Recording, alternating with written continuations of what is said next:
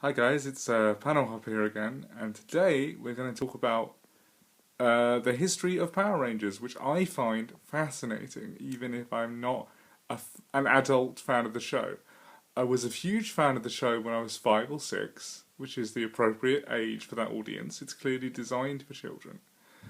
Um, but as an adult, I'm not a fan. But what I am a fan of, is the rather convoluted history of the show and where it comes from. Now, if you're a fan of the show, which is fine, by the way. I'm not by saying I'm not a fan doesn't mean that you can't be. So let's quell the rage there.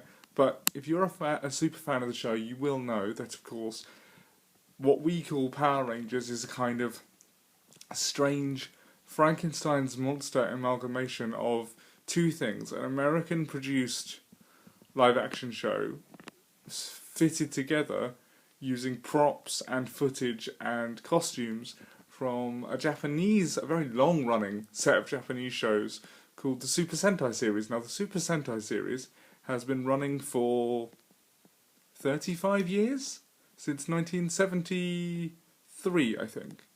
And in that time, it's been incredibly popular. It's been popular all over the world. And in 1993, when they came up with the idea, Fox came up with the idea for Power Rangers, it was because they had some footage from the Sentai series that had aired in Japan the previous year, and they thought, why don't we make a show out of this?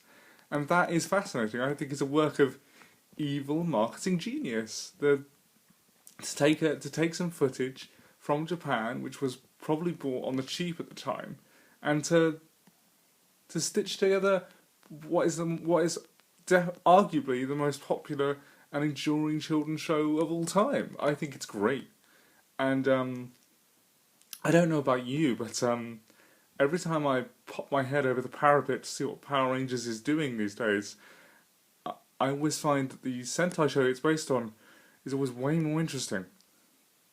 So, for example, the last but one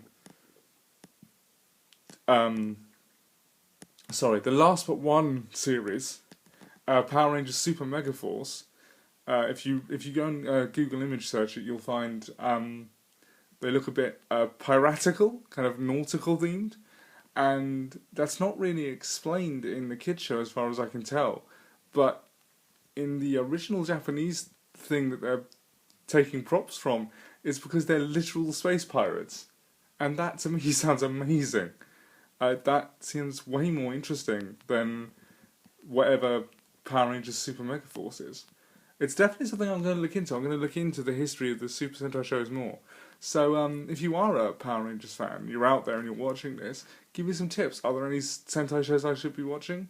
And if you don't watch Sentai shows but you're big on Power Rangers and you're, say, over 18, what's the appeal for you? I really would love to know. Okay guys, that's it from me today. Bye!